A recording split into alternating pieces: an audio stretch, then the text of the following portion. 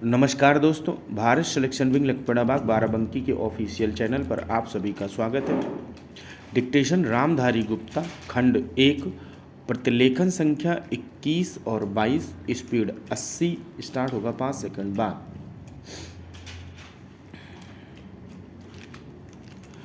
अध्यक्ष महोदय, मैं आपका आभारी हूँ कि आपने मुझे बोलने का अवसर दिया। इस देश की वर्तमान भारी संकट के समय में और विशेष रूप से उस समय जबकि हम लड़ाई से अभी निवृत्त हुए हैं और आकाश में लड़ाई के बादल दूसरी तरफ से आने शुरू हुए हैं, हमारे वित्त मंत्री ने जो बजट पेश किया है वे इसके लिए बधाई के पात्र हैं।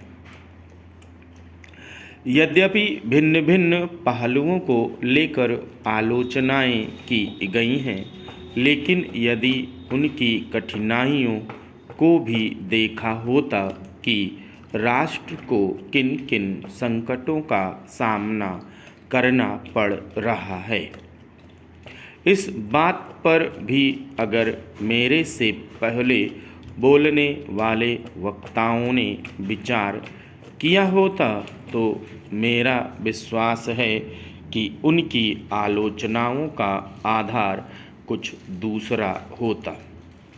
उन्होंने ऐसे कठिन अवसर पर यह एक संतुलित बजट पेश किया है, उसके लिए मैं उन्हें बार बार बधाई देता हूँ।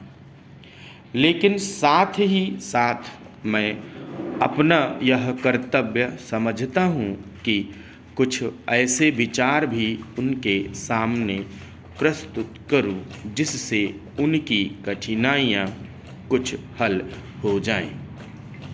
उदाहरण के रूप में विगत 2 वर्षों में लेखा जोखा कमेटी में बैठने के समय मुझे ऐसा अनुभव हुआ कि इस देश में 2-3 इस प्रकार की त्रुटियां मौजूद हैं जिनको दूर करने के लिए, जिनकी जांच करने के लिए यदि कोई एक कमेटी या आयोग बिठा दिया जाए तो राष्ट्र को, राष्ट्र की सरकार को, राष्ट्र के विकास कार्यों को और राष्ट्र की रक्षा व्यवस्था के लिए करोड़ों नहीं अरबों की व्यवस्था फौरन हो सकती है। केवल शासन को जागरूक होकर कुछ कदम उठाने की आवश्यकता है। अभी कुछ छिपे हुए धन का जिक्र किया गया। सरकार ने भी समय समय पर ऐसा आभास दिया कि इस देश में लगभग 30,000 करोड़ रुपए का धन छिपा मौजूद है।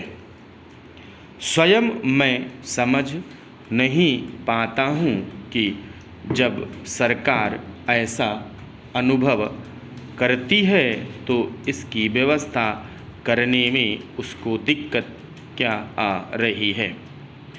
ऐसा मालूम होता है कि कहीं इच्छा शक्ति की कमी है।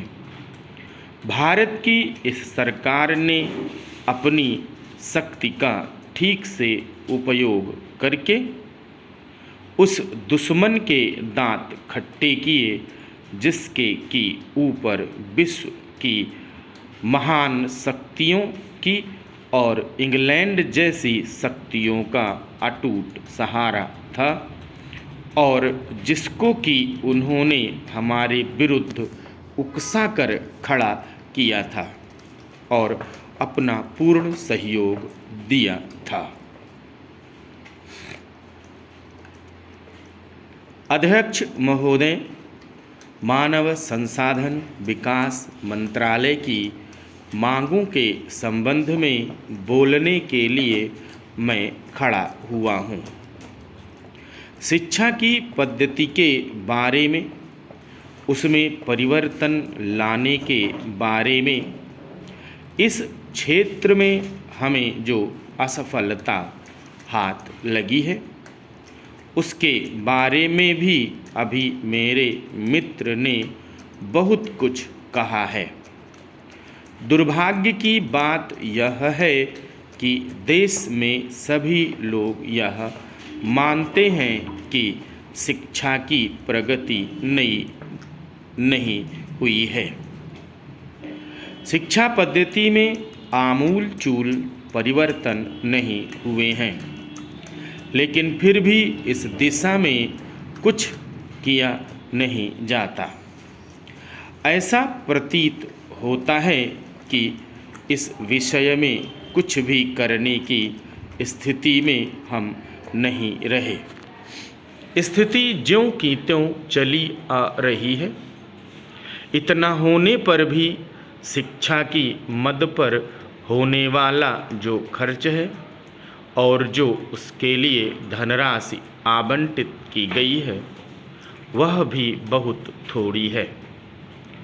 लेकिन उस पर न जाकर मैं आपका ध्यान इस ओर दिलाना चाहता हूँ कि मर्ज बढ़ता ही गया ज्यों-ज्यों दवा की वाली कहावत ही आज चरितार्थ हो रही है।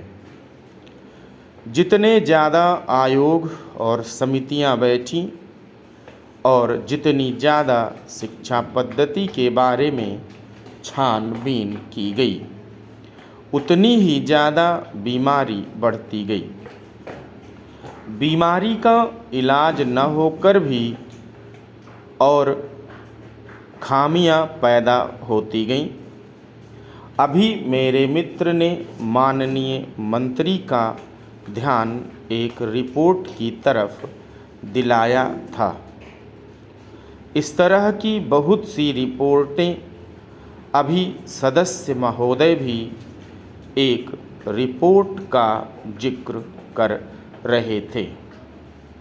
रिपोर्ट तो बहुत सी प्रस्तुत हुई हैं, लेकिन मंत्रालय ने उस पर भी कभी कार्यान्वयन करने की दिशा में कोई कदम नहीं उठाया। अपनी इस हालत को उन्होंने इस सदन में स्वयं स्वीकार किया है। अपनी व्यवस्था को उन्होंने स्वयं यहाँ प्रकट किया है। इस विषय पर और अधिक न कहकर मैं आज के दिन मानव संसाधन विकास मंत्रालय का ध्यान दो विशेष विषयों की तरफ दिलाना चाहता हूँ। पहली बात तो मैं हिंदी के बारे में कहना चाहता हूँ। मंत्रालय का काम हिंदी का प्रसार और प्रचार करना है। हिंदी हमारे देश की राष्ट्रभाषा है। संविधान ने उसको राष्ट्रभाषा का स्थान दिया है, लेकिन हिंदी को वह स्थान अभी तक भी ठीक से प्राप्त नहीं हुआ है। इसके कई कारण हो सकते हैं। एक कारण हिंदी प्रेमियों का अधिक उत्साह हो सकता है। दूसरा, दलगत राजनीति से प्रभावित होकर राजनेताओं का भाषा के बारे में अपनाया गया दृष्टिकोण हो सकता है।